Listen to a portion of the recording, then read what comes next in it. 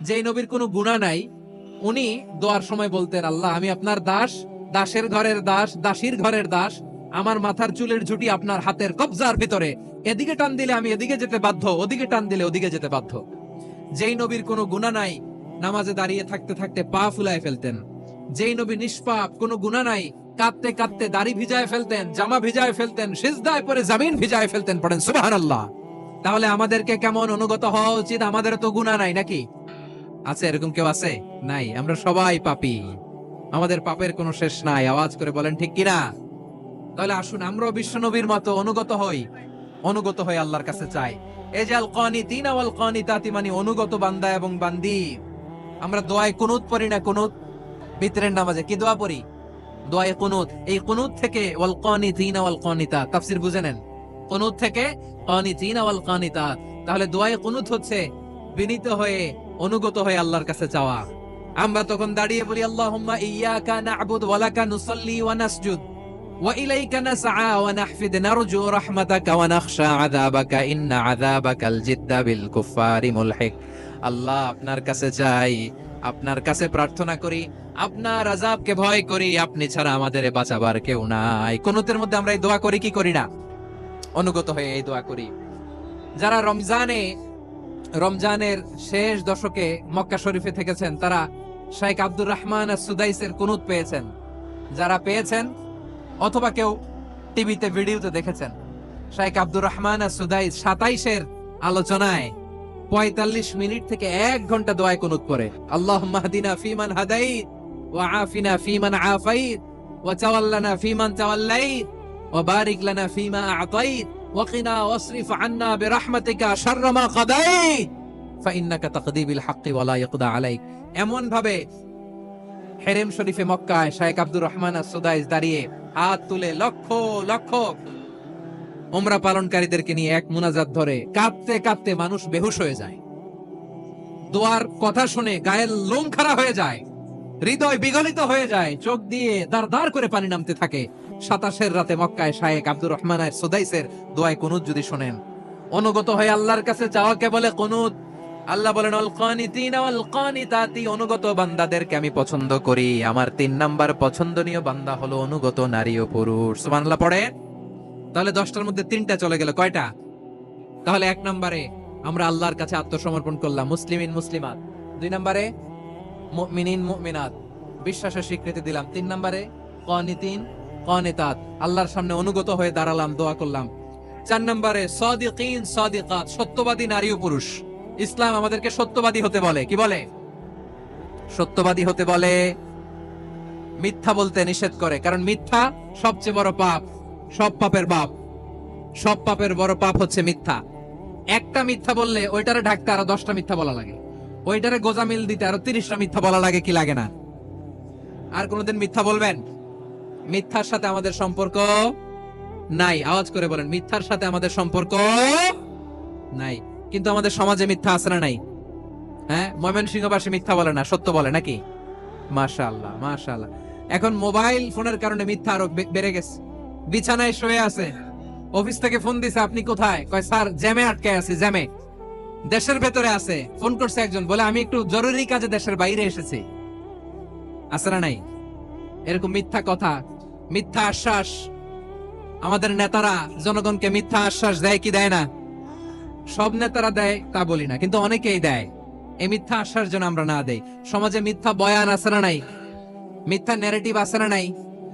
আদালতে মিথ্যা সাক্ষী আছে না নাই? ওই সাক্ষীর উপর ভিত্তি করে মিথ্যা রায় আছে না নাই? ওই মিথ্যা সাক্ষীর উপর ভিত্তি করে আমরা এদেশে যাবজ্জীবন দেখেছি, এদেশে ফাঁসির কাস্টে ঝুলানোর নাটক মঞ্চায়ন করতে দেখেছি। আওয়াজ করে বলেন ঠিক কিনা? এই মিথ্যা আমরা চাই না, আমরা সত্য বলবো, কারণ আল্লাহ সত্যবাদী। আল্লাহ কি? সত্যবাদী। বিশ্বনবী ছিলেন সত্যবাদী, আমাদেরকেও তিনি সত্যবাদীদের সাথে থাকতে বলেছেন। তিনি আমাদেরকে বলেছেন সত্যাশ্রয়ী হতে। রব্বুল আলামিন বলেন, ওমান আসদাকু মিনাল্লাহি হাদিসা, আল্লাহর চাইতে সত্যবাদী আর কেউ আছে নাকি বলেন? আল্লাহর চাইতে বেশি সত্যবাদী কেউ আছে? নাই, নাই। আবার বিশ্বনবীকে আল্লাহ বলেন, কুল সাদাকাল্লাহ, ও নবী আপনি বলেন আল্লাহ সত্য বলেছেন।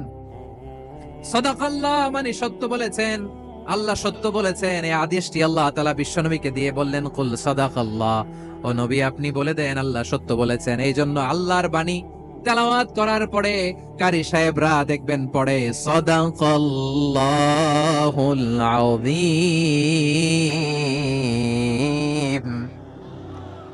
কোরআন তেলাওয়াতের পরে কারি সাহেবরা বলে না সাদাকাল্লাহুল আযীম, এর কারণ আল্লাহ তাআলা কোরআনেই বলেছেন কুল সাদাকাল্লাহ, হে নবী আপনি বলুন আল্লাহ সত্য বলেছেন। এজন্য আল্লাহর বাণী তেলাওয়াতের পরে কারীরা বলে সাদাকাল্লাহুল আযীম, মহান আল্লাহ তাআলা তিনি সত্য বলেছেন। এটা বলা আবশ্যক না, সুন্নাতও না, এটা জায়েজ, চাইলে বলা যায়। তার মানে আল্লাহ তাআলা সত্যবাদী, আমার নবীও ছিলেন সত্যবাদী, আল্লাহর হাবিব ছিলেন as-সাদিকাল আমিন, সত্যবাদী আমানতদার। আমার নবীর চাইতে বেশি আমানতদার মক্কায় কেউ ছিল না, আল্লাহর হাবিবের চাইতে বেশি আমানতদার কেউ ছিল না, তার চাইতে সত্যবাদী কেউ ছিল না। আমার নবী ওনার গোটা জিন্দেগিতে একটা মিথ্যাও বলে নাই। সুবহানাল্লাহ পড়েন। আল্লাহর হাবিব রাহমাতাল লিল আলামিন উনি জিন্দেগিতে কখনো একটা মিথ্যা বলেছেন? না, বলেন নাই। যখন আকাশ থেকে আয়াত নাজিল হলো আনজির আশিরাতাকাল আকরাবিন, ও নবী আপনি নিকটাত্মীয়দের সতর্ক করেন, দাওয়াত দেন। আল্লাহর নবী সাফা পাহাড়ের চূড়ায় চলে গেলেন, ডাক দিলেন, সবাইরে বললেন, ও আমার জ্ঞাতি গোষ্ঠীর লোকেরা, আমি যদি বলি এই পাহাড়ের পেছনে একদল ঘোর সওয়ার তোমাদের উপর আক্রমণ করবার জন্য, অ্যাটাক করার জন্য অপেক্ষা করছে, তোমরা আমার কথা বিশ্বাস করবে নাকি? এলাকার লোকেরা বলল অবশ্যই বিশ্বাস করব। বিশ্বনবী বললেন, আমি যদি বলি পাহাড়ের পেছনে একদল ঘোর সওয়ার তোমাদেরকে অ্যাটাক করবে, বিশ্বাস করবা? আকুনতুম মুসাদ্দিকিয়া? এলাকার লোকেরা বলল অবশ্যই বিশ্বাস করব, কারণ মা জাররাবনা আলাইকা ইল্লা সিদকা, মুহাম্মদ আমরা জীবনে তো কোনোদিন তোমার মিথ্যা বলতে শুনি নাই, তো তুমি যাই বলবা তাই বিশ্বাস করব। We have never ever experienced a single lie from you, আমাদের জীবনে একটাও মিথ্যা কথা তোমার মুখ দিয়ে বলতে শুনি নাই। সুবহানাল্লাহ পড়েন। এই ময়মনসিংহের কোন ছেলে এখানে যদি দাঁড়ায় স্টেজের মধ্যে, সবাই বলবে এই ছেলেটা এত ভালো, এর জীবনে একটা মিথ্যা আমরা শুনি নাই, এরকম কোন ছেলে পাওয়া যাবে? হ্যাঁ, ঝামেলায় পড়ে, পেশালে পড়ে, যে কোনো ভাবে আমরা কখনো না কখনো কোনো মিথ্যা বলে ফেলছি, ঠিক কিনা বলেন? আল্লাহ মাফ করুক। কিন্তু বিশ্বনবী সাফা পাহাড়ের চূড়ায় যখন বললেন, আমি যদি বলি একদল তোমাদের অ্যাটাক করবে, মানবা? বিশ্বাস করবা? সবাই বলে করব, কারণ আমরা জীবনে তোমার মিথ্যা বলতে শুনি নাই। সুবহানাল্লাহ কইবেন না? পুরো এলাকাবাসী যদি এই কথাটা বলে, এই কথাটা একজন মানুষের জন্য কত বড় সার্টিফিকেট আপনি কল্পনা করতে পারেন? আমার নবী ওনার গোটা জিন্দেগিতে একটা মিথ্যা বলে নাই। আওয়াজ করে বলেন আল্লাহু আকবার। তার মানে আমার আল্লাহ সত্যবাদী, আমার নবীও ছিলেন সত্যবাদী, আমাদেরকেও তিনি সত্যবাদীদের সাথে মিশতে বলেছেন। রব্বুল আলামিন বলেন, ইয়া আইয়ুহাল্লাযীনা আমানু কুনু মা'আস সাদিকিন, ওহে বিশ্বাসীরা মিথ্যাবাদীদের সাথে তোমরা মিশো না, সত্যবাদীদের সাথে থাকো। সুবহানাল্লাহ বলেন। এবার বলেন আমরা কাদের সাথে থাকবো? মিথ্যাবাদীদের সাথে না সত্যবাদী? আমরা বন্ধু বানাবো কাদের? মিথ্যাবাদীদের না সত্যবাদীদের? আমরা সাপোর্ট করব কাদের? মিথ্যাবাদীদের না সত্যবাদীদের? মনে থাকবে ইনশাআল্লাহ, বলেন সবাই। আবার আল্লাহর হাবিব বলেন, আলাইকুম বিসসিদকি ফাইন্নাস সিদকা ইয়াহদি ইলাল বিররি ওয়া ইন্নাল বিররা ইয়াহদি ইলাল জান্নাত। তোমাদের উচিত সত্যাশ্রয়ী হওয়া, কারণ সত্য মানুষকে পুণ্যের পথ দেখায় আর পুণ্য মানুষকে জান্নাতের পথ দেখায়। ওয়া ইয়াকুমুল কাযিবা, তোমাদের উচিত মিথ্যা থেকে বেঁচে থাকা। ফাইন্নাল কাযিবা ইয়াহদি ইলাল ফুজুর, মিথ্যা মানুষকে পাপের পথ দেখায়। ওয়া ইন্নাল ফুজুরা ইয়াহদি ইলান নার, পাপ মানুষকে জাহান্নামের পথ দেখায়। ঠিক কিনা বলেন? সত্য পুণ্যের পথ দেখায়, পুণ্য জান্নাতের পথ দেখায়, মিথ্যা পাপের পথ দেখায়, পাপ জাহান্নামের পথ দেখায়। রাস্তা দুইটা, ডানে আর বায়ে। ডানের রাস্তা চলে গেছে জান্নাতুল ফেরদাউসে, বায়েরটা চলে গেছে জাহান্নামে। এবার দ্য ডিসিশন ইজ ইয়োর, সিদ্ধান্ত আপনার, আপনি কোন রাস্তায় চলবেন, ডানে না বায়ে? আওয়াজ করে, ডানে না বায়ে? এজন্য আল্লাহ বলেন, সাদিকিনা ওয়াস সাদিকাতি, সত্যবাদী নারী ও পুরুষকে আমি বড্ড পছন্দ করি। কয়টা গেল? চারটা চলে গেল। 5 নম্বরে আল্লাহ বললেন, ওয়াস সাবিরিনা ওয়াস সাবিরাতি, ধৈর্যশীল নারী এবং পুরুষদেরকে আমি পছন্দ করি। আল্লাহু আকবার। মুসলিমিনা মুসলিমাতি, মুমিনিনা মুমিনাতি, কানিতিনা কানিতাতি, সাদিকিনা সাদিকাতি। এবার আসছে সাবিরিনা সাবিরাতি, ওয়াস সাবিরিনা ওয়াস সাবিরাত, ধৈর্যশীল। আমরা ধৈর্যশীল হতে চাই কি চাই না? ধৈর্য ধারণ করার শক্তি দাও গো মেহেরবান, আমায় দাও গো মেহেরবান। বুকের ভেতর ব্যথার নদী বইছে অবিরাম, বইছে বইছে অবিরাম। সবাই পড়ুন, ধৈর্য ধারণ করার শক্তি দাও গো মেহেরবান, আমায় দাও গো মেহেরবান। ধৈর্য ধারণ করার শক্তি দাও গো মেহেরবান, আমায় দাও গো মেহেরবান। বুকের ভেতর ব্যথার নদী বইছে অবিরাম। পড়ে না আমিন।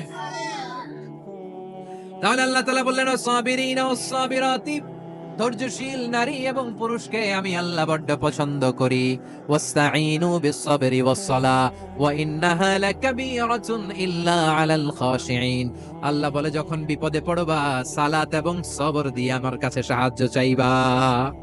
বিপদ আসলেই রাহমাতাল লিল আলামিন জায়নামাজে দাঁড়ায় যেতেন। আমরা বিপদ আসলে কি করি? হাই হুতাশ, ফেসবুকে স্ট্যাটাস দেই, ঠিক কি না? হ্যাঁ, ফেসবুকে শেয়ার দেই।